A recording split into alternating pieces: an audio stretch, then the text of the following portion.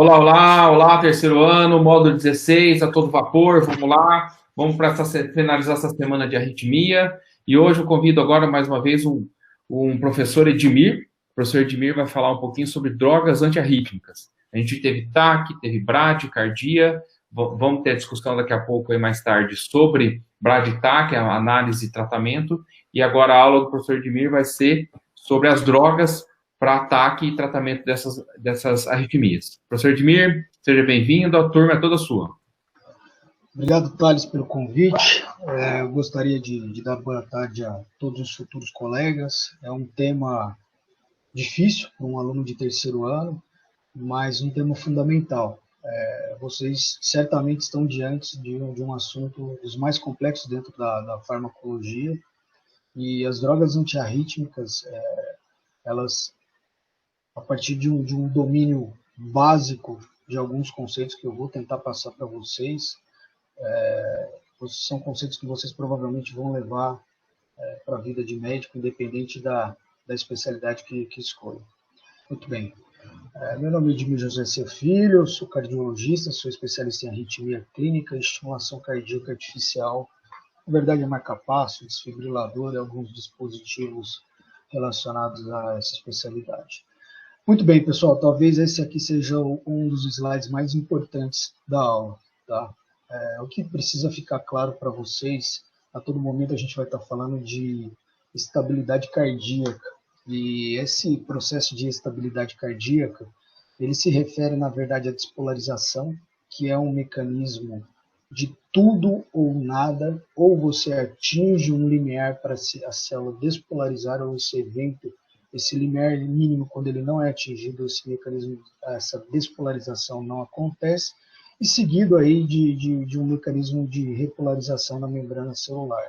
Essa complexa interação de voltagem e canais iônicos que estão aqui apresentados para os senhores, tá? Na membrana celular, isso reflete uma complexa interação entre a membrana celular, os transportadores e os próprios canais. E quando surgem anormalidades no processo de estabilidade cardíaca, esses pacientes, obviamente, podem desenvolver algum tipo de taquiarritmia, e é exatamente nesse ponto que as drogas antiarrítmicas elas atuam.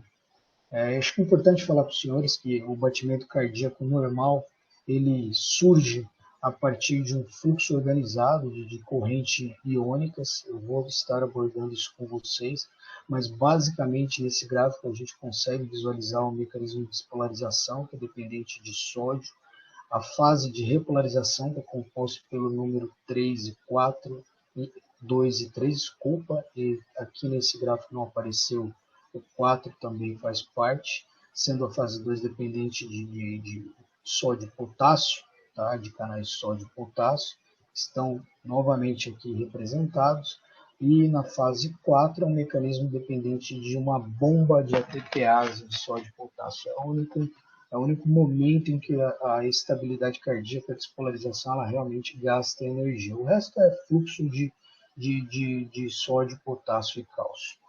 Os canais iônicos eles são agrupados, tá? Isso é o que vem representado aqui, e as correntes são nomeadas de três maneiras.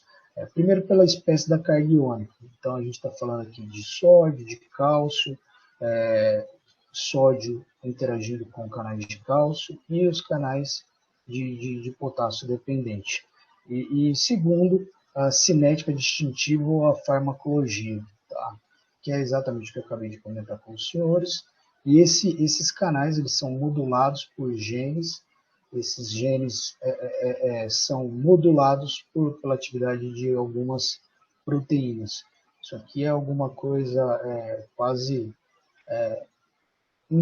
entendível em alguns momentos da medicina, mas é extremamente importante, uma vez que existem projetos de pesquisas exatamente em questões genéticas, com drogas para bloquear determinados tipos de canais. Então, os senhores vão ter a oportunidade de ler sobre algumas medicações que atuam especificamente na questão de bloqueio de proteínas ou de canais de sódio e potássio, e que tem uma ativação que dependem desse componente genético.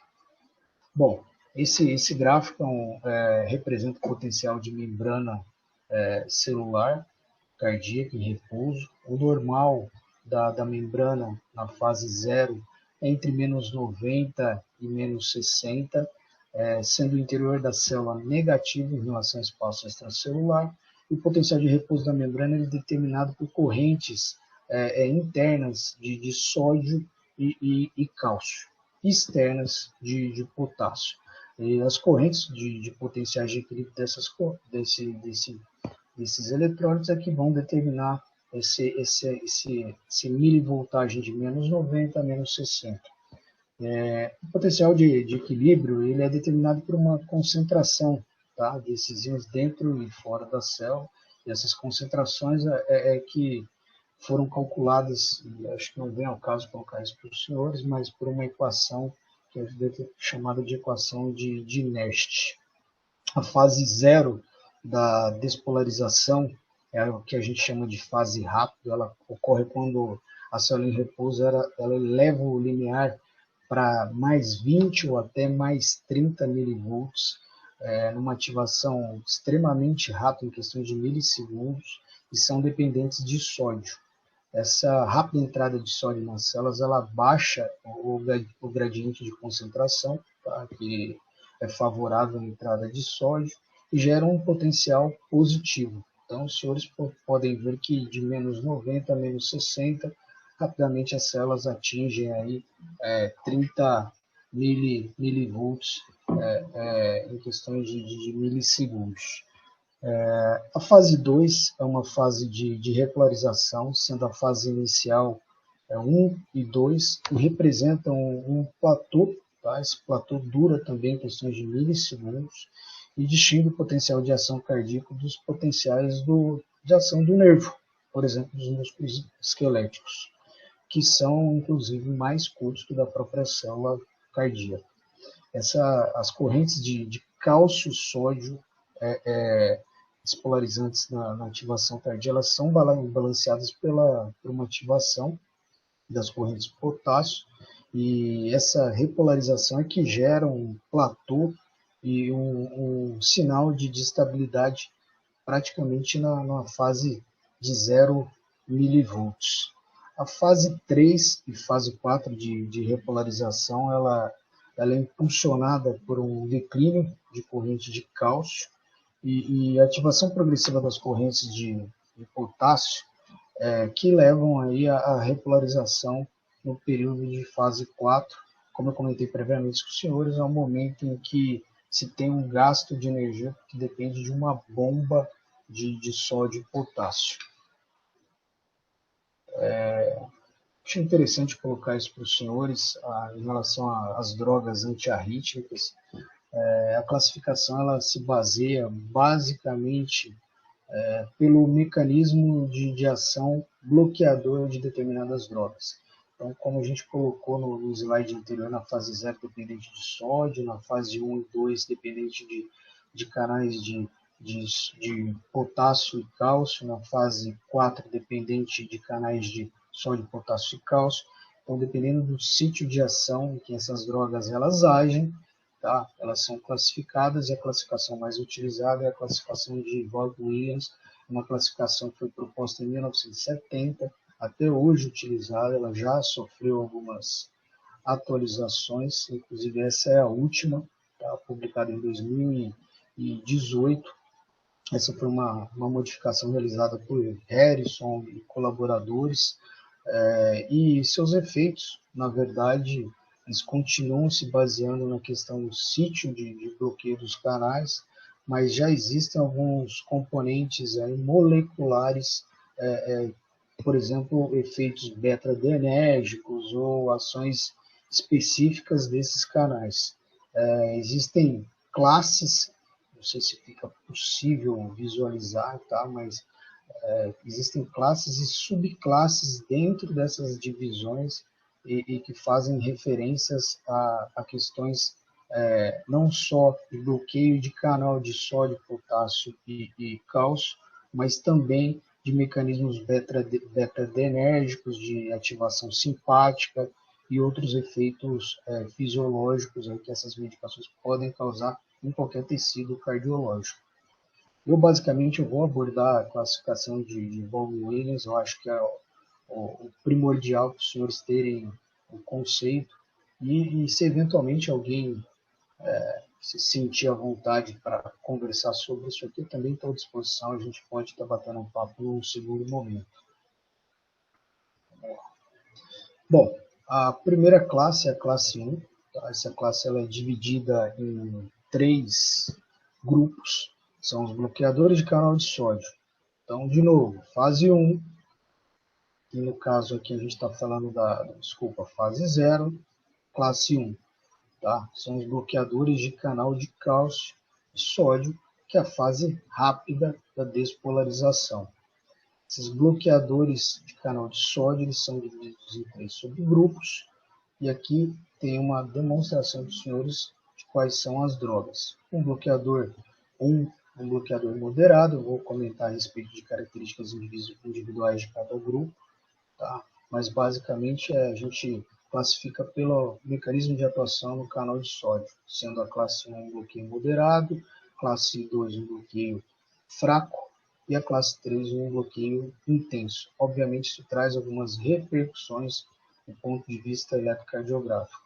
Essa representação aqui, na verdade, é para tentar deixar claro para os senhores o que acontece na fase 0. Então, na fase 0 em que existe dentro das células, a célula está negativa e fora positivo, a partir da entrada de sódio e saída de potássio, essa amperagem ela vai para mais 20 miliamperes e inverte essa polaridade. E a partir da fase 1, em que você tem saída de potássio e entrada, mais entrada de sódio, você tem um novo equilíbrio.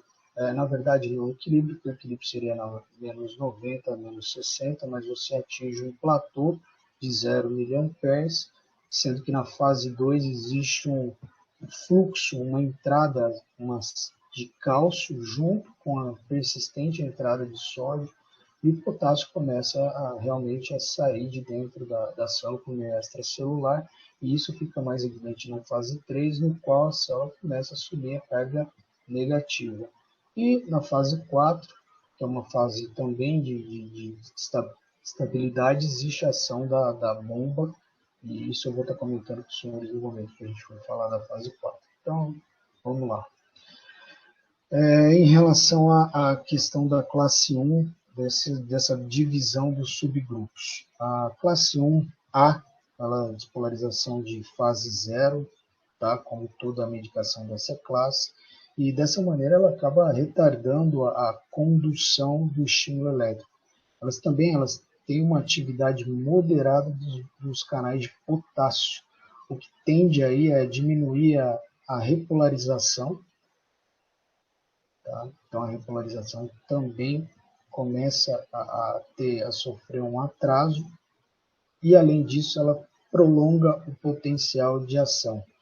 Então, prolongar o potencial de ação nada mais é que você aumentar a carga em relação ao positivo, poderia ir para mais 20 miliamperes, vai para mais 30, mais 40. Então ela tem essa ação tanto no canal de sódio quanto no canal de potássio. No QRS, na questão eletrocardiográfica, ela prolonga os intervalos PR e QS. Tá? Isso é importante, ficar claro para os senhores. E em frequências cardíacas mais lentas, quando acontece um bloqueio dependente do uso da corrente de sódio, essas alterações de prolongamento de PR e QS, elas não são tão significativas, ao passo que em frequências mais rápidas, essas alterações elas realmente são mais importantes, e daí uma das grandes indicações, por exemplo, da procainamida em relação às taquicardias de QRS largo, onde você não tem definido se é um ataque supra ou um ataque ventricular, mas com frequência rápida. Existe hoje recomendação, isso não é uma prática tá? Em pronto-socorros, no Brasil em si, mas em outros serviços, lugares do mundo, a tendência é usar a procainamida como segunda opção. Bom, os medicamentos da classe 2B, o mais conhecido de todos, é a lidocaína. Ela tem um bloqueio leve nos canais de sódio e também um efeito limitado em relação à questão do período de canais de potássio. Tá? Ela reduz o período refratário, pois ela acaba bloqueando os canais de sódio e causa aí uma inibição tardia. Então, assim, vou tentar traduzir isso para vocês, mas basicamente o que acontece é que ela tem uma ação, ela não altera a fase zero, mas em relação à questão dos bloqueios de canais de potássio, elas acabam provocando um encurtamento do período do platô, da fase 1 e 2, e também um encurtamento da fase 4. Isso é um problema. Numa frequência baixa, onde já existe um aumento fisiológico do intervalo QT, essas drogas elas podem provocar um aumento ainda maior, e isso pode gerar algumas arritmias. Uma delas são as taquicardias polimórficas, inclusive uma das medicações que a gente tem conversado muito pela época da pandemia, a hidroxicloroquina, ela tem esse efeito, ela pode provocar um intervalo QT e provocar uma arritmia, um ataque cardíaco polimórfico conhecido como torsades. Muito bem. A classe 1C são medicações que habitualmente a gente utiliza em consultório, principalmente a propafenona. Elas bloqueiam principalmente os canais de sódio abertos e a condução lenta. Essas medicações elas se dissociam lentamente dos canais de sódio durante a diástole. E isso resulta em um aumento aí na taxa rápida, tá? Dependente do uso da medicação. Essa característica é a base da eficácia antiarrítmica, principalmente contra as arritmias supraventriculares. Existe uma não recomendação dessa classe, no caso de pacientes portadores de cardiopatia de etiologia isquêmica, ou se você não sabe se existe ou não a possibilidade do paciente ter uma DAC, uma limitação no uso principalmente da propafenona por esse mecanismo de ação. Tá? Elas têm um forte bloqueio da fase zero, e por esse mecanismo, relacionado a um quadro, a um paciente que tem uma cardiopatia isquêmica, que tem arritmias por reentrada, essas arritmias são por pós-potencial tardio, e se alterando de sobremaneira a fase zero, você pode induzir um efeito pró-arrítmico. Esse efeito pró-arrítmico pode ser fatal, isso degenera para uma arritmia, uma fibrilação ventricular, eventualmente uma parada cardíaca. Bom, então, basicamente, isso aqui é para resumir o que foi falado das três classes, lembrando que a gente está falando de uma medicação que tem um efeito moderado nos canais de sódio, um efeito leve, então moderado, uma alteração média na questão da despolarização. Aqui não existe alteração em relação à fase zero, e aqui uma alteração mais acentuada. Isso Por que é importante ter isso em mente? Isso vai muito bem com arritmias supraventriculares, que são arritmias atriais, e aqui muito bem com arritmias ventriculares, sempre de frequência rápida. Bom, eu tentei colocar um caso clínico aqui para tornar o negócio um pouco mais palatável. Isso aqui é um paciente de 22 anos, um caso real, ele tem uma síndrome de Brugada, e ele foi admitido no pronto atendimento aí por palpitação, sem sinais de instabilidade, e na sala, foi levado à sala de emergência, ele foi monitorizado. O colega provavelmente ficou em dúvida em relação às questões se era uma taquicardia ventricular ou supraventricular, tentou manobra vagal sem sucesso, e posteriormente a adenosina também sem sucesso. E agora, meus senhores?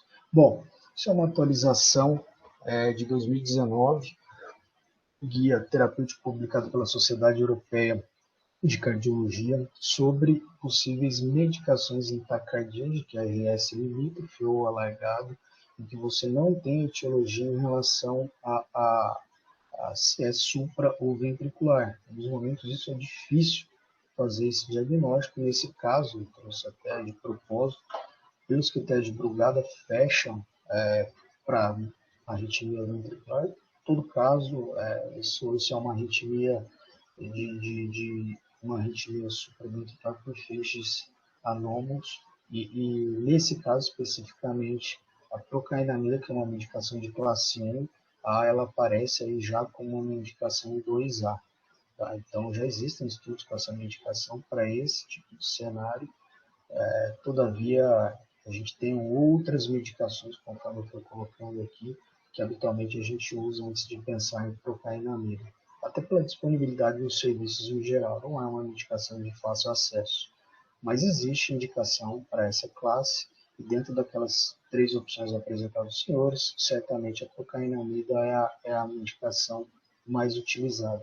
É uma medicação endovenosa, é uma medicação que você faz uma fase de ataque e posteriormente faz a transição para uma fase de manutenção e aí sim via oral. Esse é um outro caso de um paciente de 66 anos, feminino, paciente diabético, hipertenso, com IAM prévio, também admitido em pronto-socorro com palpitação, sem dor torácica. Esse paciente não tinha critérios de instabilidade. Importante ficar claro isso, porque a instabilidade ela muda completamente a conduta numa situação de urgência e emergência. Novamente, esse paciente foi levado para a sala de emergência monitorizado. Foi tentada a mildarona, que é uma medicação extensamente utilizada em serviços de emergência, sem sucesso. Tá? E se nós formos seguir algum fluxograma de tratamento, esse é um fluxograma bastante atual, tá? Então, se vocês olharem aqui, é uma arritmia com frequência acima de 150 batimentos, paciente monitorizado, é mais ou menos o preconizado no CLS, vocês estão vendo aqui. Não há sinais de instabilidade, foi feito um eletro de 12 derivações, com QRS alargado, RR irregular. Muito bem, isso tem que se provar é uma taquicardia monomórfica. Se tratando de taquicardia monomórfica, a primeira opção é a mildarona. Foi feita a mildarona, sem sucesso. E a segunda opção, lidocaína. Então, aqui nós estamos falando de uma medicação da classe 2 na classe 1, tá? Que também tem indicação em relação a tratamento de arritmias ventriculares. Por último, dessa classe, um outro caso de um paciente feminino com diagnóstico de fibrilação atrial paroxística, veio numa avaliação ambulatorial por palpitação, isso é um eletro de uma fibrilação atrial, um RR irregular, tá? Com QRS estreito, ausência de onda P, tem que se prova o contrário, fibrilação atrial. Esse paciente, na verdade, aqui não é sala de emergência, foi uma consulta ambulatorial, tá? Até depois corrigir isso aqui, mas conheço o caso, o paciente foi no consultório avaliado e foi tentado propafenona como uma medicação para controle de ritmo. Tá? A propafenona, por ser uma droga antiarrítmica, ela tem, além da possibilidade de controlar a frequência cardíaca, reverter essa arritmia para um ritmo sinusal. Isso também é um fluxograma extraído de diretrizes de tratamento de taquiarritmias supraventriculares em uma situação ambulatorial dessa, se tratando de um paciente jovem, de um baixo ou moderado risco cardiovascular, a propafenona é uma boa opção, junto com o sotalol, que tem efeito beta-bloqueador. Em relação à classe 3, vamos entrar aí nos beta-bloqueadores. São medicações aí extremamente utilizadas, extensamente utilizadas, não só pelos cardiologistas, mas por todos os clínicos que trabalham nas mais diversas especialidades. Os beta-bloqueadores, eles atuam basicamente na questão inibindo a atividade simpática, e esse bloqueio beta ele causa um retardo na fase 4 da despolarização cardíaca. Então, o que deveria acontecer aqui normalmente no mecanismo de despolarização fisiológico, com o uso do beta-bloqueador, não sei se é possível ver, mas a linha de despolarização ela fica tardia, você tem aí, consequentemente, uma redução, tem diversos efeitos, mas no nó sinoatrial você tem uma redução na frequência cardíaca. E ao bloquear as catecolaminas e ações mediadas simpáticas, aí, os beta-bloqueadores eles acabam diminuindo então essa descarga do nó sinoatrial, que é o marcapasso fisiológico do coração. Isso causa uma redução, como eu disse para os senhores, na frequência cardíaca. Então, os beta-bloqueadores eles agem na fase 4, tá, da despolarização no período de contração do ciclo cardíaco. Acho importante falar para os senhores que existem os receptores beta 1, beta 2 e beta 3. E os beta-bloqueadores eles podem agir em todos os receptores ou, dependendo da seletividade, em um receptor mais que o outro. Tá? Os receptores beta 1 eles aumentam o débito cardíaco por questão de ajuste de frequência e também pelo aumento do volume ejetado pelo coração. Além disso, eles liberam renina na circulação. E isso faz um ajuste de fluxo das células justaglomerulares que estão presentes no rim e aumenta também a questão da taxa de infiltração, o que também ajuda no controle da pressão arterial. Os beta-2 eles estão presentes nos pulmões, tá? São receptores que também presentes no útero, e um efeito indesejado às vezes é esse bloqueio dos receptores beta, que pode causar broncoespasmo no paciente, ou no caso de um bloqueio em receptores do útero, isso pode levar, por exemplo, a questões de disfunção do trato ginecológico. E os receptores beta-3 são receptores adrenérgicos, e são predominantemente efeitos metabólicos, em quais as ações específicas estão relacionadas à questão do estímulo da lipólise do tecido adiposo. Tá? Os beta-bloqueadores também eles podem ser separados em 3 categorias: os não seletivos, os seletivos e que têm bloqueadores que atuam em receptores alfa. Os não seletivos, eles bloqueiam tanto os receptores beta 1, beta 2, esse sinal é ação mais beta 1 menos beta 1 aqui também, tá? E por conta disso, eles podem apresentar efeitos periféricos mais acentuados na questão da resistência arterial. Isso pode eventualmente causar também broncoespasmo. Um exemplo clássico, muito utilizado, o propanolol, tá, dentro dessa classe. O sotalol muito pouco. E o nodalol, como ele é pouco utilizado no dia a dia, ele também é uma medicação que dificilmente vocês vão encontrar algum tipo de paciente com intercorrência relacionada a esse beta-bloqueador. Na maioria dos casos com propanolol. Os cardioseletivos, tá? Tem efeitos mais seletivos ou menos nos receptores beta 1. Eles bloqueiam, como o próprio nome diz, os receptores beta 1, portanto, sem aqueles efeitos periféricos indesejados. Tá? Um dos efeitos periféricos seria a vasoconstrição, e você tem uma redução de fluxo distal para alguns tecidos. Então, se um paciente tem uma arteriopatia, alguma doença distal, isso pode gerar um déficit de fluxo sanguíneo naquela região e eventualmente piorar o quadro isquêmico desse paciente no membro inferior, no braço, etc. E essa ação vasodilatadora, ela se manifesta pelo antagonismo ao receptor alfa-1, e como exemplo clássico, aí nós temos o carvedilol e o labetalol. O carvedilol, inclusive, é uma medicação extremamente utilizada no tratamento não só de tratamento de doenças arrítmicas, mas de insuficiência cardíaca. Grandes estudos que mostraram benefícios em relação, inclusive, à redução de mortalidade.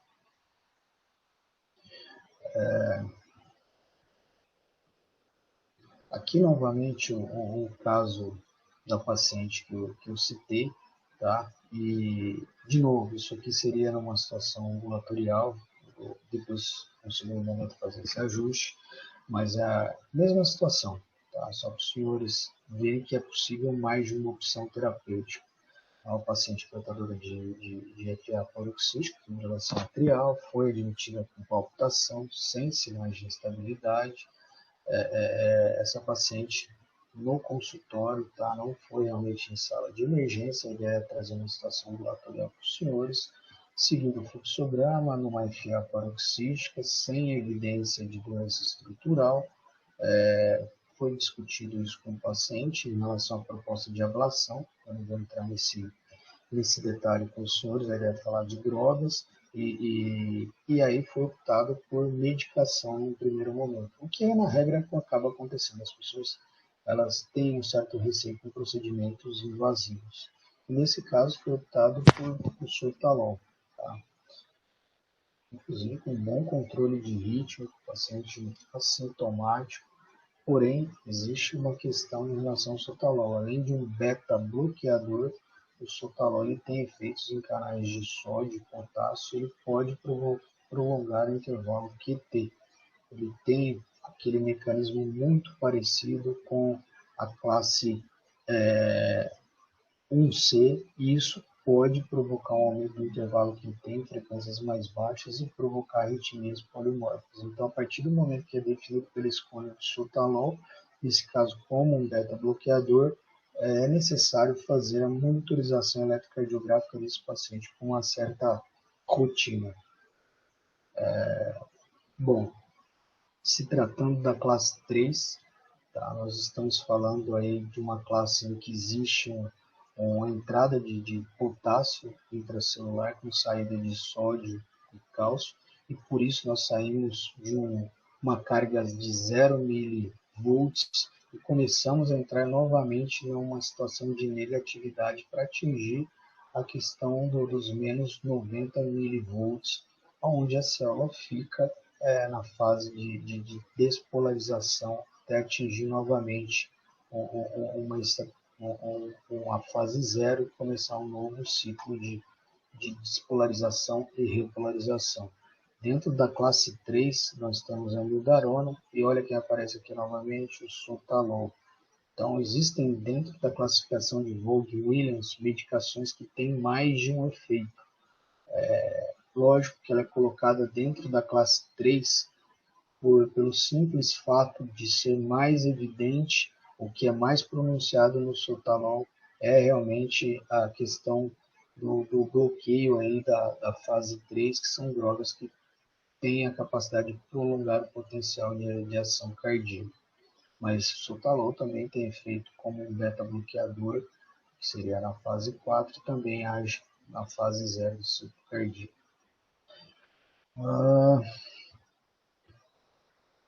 Muito bem. Aqui eu já vou entrar direto na classificação 4, que são os bloqueadores de canais de cálcio. Esses bloqueadores de canal de cálcio, os mais utilizados são o verapamil e o ditiazem. Tá? É só um detalhe que eu gostaria de colocar para os senhores, antes da gente migrar para a questão da classificação da classe 4. A mildarona e a dronedarona, elas bloqueiam o canal de sódio em tecidos despolarizados, tá? Isso também é um efeito de classe 1B, e também bloqueia os canais de cálcio, também bloqueia os canais de potássio e receptores adrenérgicos. Então, assim, dentro das drogas antiarrítmicas, certamente a mildarona é a mais completa de todos. Porém, ela tem enormes efeitos adversos, isso é dependente da dose. Ela pode causar uma tireoidopatia, ela pode causar impregnação, inflamação de cristais no tecido ocular, e isso provocar alteração e perda de acuidade visual. Pode causar uma pneumonite, isso também levar a um problema grave em relação à parte pulmonar, uma doença estrutural e funcional no pulmão. E dentro também dessa classe 3, Nós temos uma medicação que é pouco utilizada no Brasil, mas é a ibutilida. Tá? Ela é uma medicação que está presente na forma intravenosa e ela é muito utilizada, principalmente nos Estados Unidos, para tratar situações de arritmias supraventriculares. Responde muito bem os pacientes que têm flutter atrial. O flutter é uma arritmia supraventricular que, com droga, ele por ser um mecanismo de macro reentrada, a gente quase não tem opção terapêutica para reversão. E, em contrapartida, existe a ibutilida, que ela se mostrou em alguns estudos superior em relação a outros fármacos. E em alguns lugares do mundo, eles antes de partirem para a cardioversão, eles tentam habitualmente usar a ibutilida endovenosa. Muito bem. Vamos lá agora realmente partir para a fase classificação 4, que são os bloqueadores de canal de cálcio. É importante falar para os senhores que o verapamil tem um efeito inibitório mais pronunciado no nó sinoatrial e no átrio ventricular em relação ao diltiazem. Em contrapartida, o diltiazem ele tem um efeito de vasodilatação das artérias coronarianas, esse efeito adicional. Tá? Essas medicações elas diminuem a frequência sinusal e isso geralmente está relacionado à questão também de um efeito adicional, um efeito de bloqueio beta, e isso acaba aumentando também a questão da refrataridade e prolongando também o intervalo do nó atrioventricular. Tá? Ocasionalmente elas podem provocar um aumento no intervalo PR e deprimir a função do ventrículo esquerdo. É sempre importante quando vai utilizar o verapamil ou o diltiazem para tratar alguma arritmia, principalmente as arritmias supraventriculares, a gente ter certeza que esse paciente não é portador de disfunção ventricular. O esquema da classificação mais recente, tá, que é o que tem aqui, eu retirei daquela classificação maior inicial, ele leva em conta, eles são chamados de moduladores do cálcio.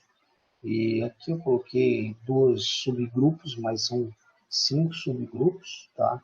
E dos quais o grupo 1A são os clássicos, que foi falado para os senhores e que estão presentes na classificação de Volk-Williams, que é o diltiazem e o verapamil, e as classes 5B até 5E, ela na maioria ela não contém medicação disponível.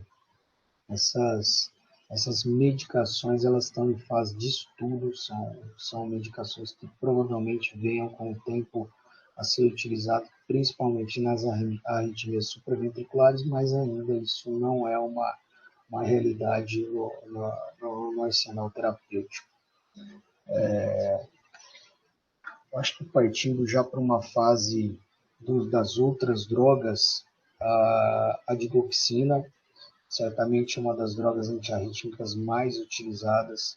O digital ele se insere com mecanismo de ação na bomba de sódio potássio ATPase, o que provoca aí um aumento do sódio intracelular e ativação do trocador de sódio-cálcio. Tá? Então, por conta disso, a gente também tem um aumento de influxo de cálcio intracelular e por conta desse aumento de influxo intracelular, existe um aumento do cronoinotropismo do músculo cardíaco, da célula cardíaca. São glicosídeos, esses glicosídeos eles têm um grande efeito sobre, especificamente falando, a musculatura cardíaca, e esse efeito está relacionado à questão de contratura miocárdica, da contração do miocárdio, e na condução do estímulo atrioventricular. Sobre essa questão do cálcio, pode provocar, inclusive, uma cardiotoxicidade, e essa diminuição do potencial de membrana e contrações ventriculares prematuras podem, inclusive, causar arritmias. Tá? Essas arritmias geralmente são ectopias ventriculares ou arritmias ventriculares complexas, e aqui os senhores terem mais ou menos noção do que ocorre no caso de uma intoxicação digital, essa depressão côncava aqui, é o que a gente chama de colher de pedreiro, ou conhecido também na literatura como o bigode de Salvador Dalí. Tá? E a gente tem aqui uma onda T mais plana, negativa em alguns momentos, tá? Depressão do ponto J, como é possível observar aqui, um intervalo que tem um pouco mais curto, não tem aflição, mas acreditem que isso aconteça, um intervalo PR mais prolongado. E isso é o que pode gerar esses pós-potenciais precoces, levando a ectopias ventriculares, arritmias ventriculares, e eventualmente até uma taquicardia polimórfica e degeneração para a fibrilação ventricular. A gente está falando de uma droga antiarrítmica que tem, na verdade, efeitos proarrítmicos importantes. Por isso que é importante, quando se faz a administração da digoxina, a monitorização do nível sérico dela no sangue. Esse nível sérico ele tem que variar entre 0,5 e 1 nanograma por ml. Não é um exame feito na prática, mas deveria ser, principalmente nos pacientes que têm cardiopatia, que têm alguma doença cardiológica estrutural, uma vez que esses pacientes estão mais propensos a desenvolver algumas arritmias. E um detalhe importante é que essa faixa terapêutica de 0,5 a 1 é muito próximo.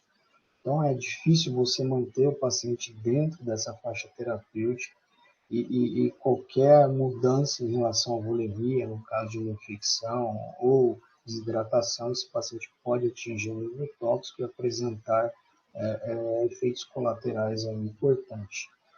Essa medicação, inclusive, ela foi revista recentemente em um estudo grande, inclusive até conduzido por um brasileiro, e isso ela mostrou, a partir de uma meta-análise de vários estudos, que ela tem alguns impactos, inclusive em relação à questão de morbidade, mas realmente ela não reduz a mortalidade. Tá?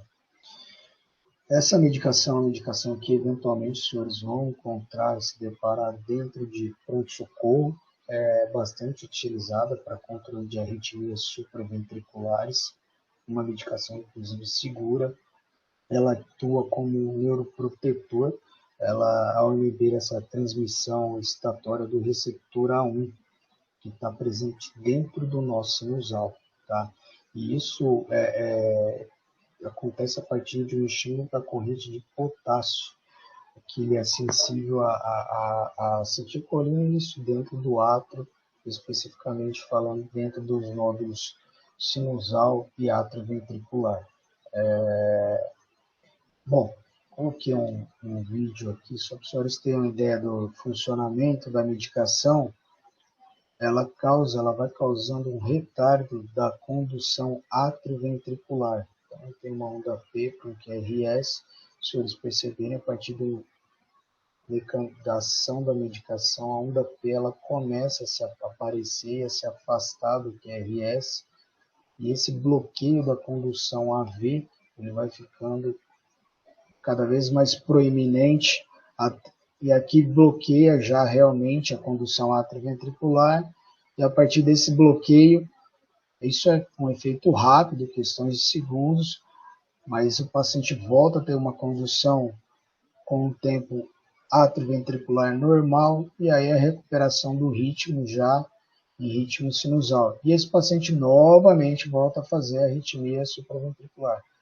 Então, a adenosina, além dela ter a capacidade de fazer a reversão em algumas taquiarritmias supraventriculares, ela também ajuda a elucidar a questão de qual ritmo está por trás de uma arritmia supraventricular, uma vez que ela, afastando o intervalo QRS, você consegue ver a presença de onda F ou, habitualmente, a presença de onda P. Muito bem. A ivabradina é uma medicação mais nova, ela é um agente que a gente considera um agente puro, puro em relação à questão da redução da frequência cardíaca. Ela também é uma medicação que age na fase 4, tá? e ela age através da inibição seletiva específica da corrente do marcapasso IF, que fica exatamente dentro do nódulo sinoatrial e acaba fazendo uma regulação extremamente eficaz da frequência cardíaca. Os efeitos da cardíacos são, inclusive, além da redução sinoatrial, ela também acaba reduzindo o tempo de contração. Então, aqui é só um gráfico com a representação, na verdade, uma representação do mecanismo de ação da ivabradina, agindo nos canais IF, ela impede esse influxo de sódio para extracelular, e isso acaba gerando uma lentificação na fase 4, e por conta disso, essa lentificação da fase 4 reduz a frequência cardíaca. Então, a medicação também hoje extensamente utilizada no tratamento, por exemplo, da insuficiência cardíaca. Ela tem esse efeito antiarrítmico, mas a gente, os especialistas, o que a gente na prática faz, isso obviamente depois de grandes estudos, SHIFT, etc., a gente tem utilizado a ivabradina, tem feito no nosso sinoatrial para tratar a insuficiência cardíaca e, junto com outras medicações, tentar abaixar a frequência do coração e colocar o paciente na meta terapêutica. Por último, existem dentro daquela classificação algumas propostas que incluem essa classe 4, 6 e 7. Tá? A classe 4 são bloqueadores mecanosensíveis, a classe 6 são bloqueadores das junções comunicantes, e a classe 7 são os moduladores-alvo que estão relacionados aí a receptores de angiotensina, a questão de outros receptores presentes, inclusive não só no coração, mas em outras estruturas do corpo. Essa classificação ainda tem algumas medicações em estudos e também são medicações que na prática clínica a gente não utiliza. Eu acho que basicamente o que eu tinha para falar era isso. Essa é uma aula que poderia certamente ser dividida em vários blocos, e a gente está conversando especificamente de receptores, etc., mas ficaria alguma coisa muito pesada. A ideia era trazer essa classificação de Bob-Williams com alguns conceitos práticos em relação a onde utilizar a medicação, como que essa medicação funciona, qual o canal de atuação desta medicação, por que é importante bloquear o canal de sódio, qual que é a interferência que isso gera na questão da despolarização, repolarização. Acho que dúvidas é natural, todo mundo, milhões de dúvidas num tema tão complexo como esse, mas se eventualmente se os senhores quiserem discutir.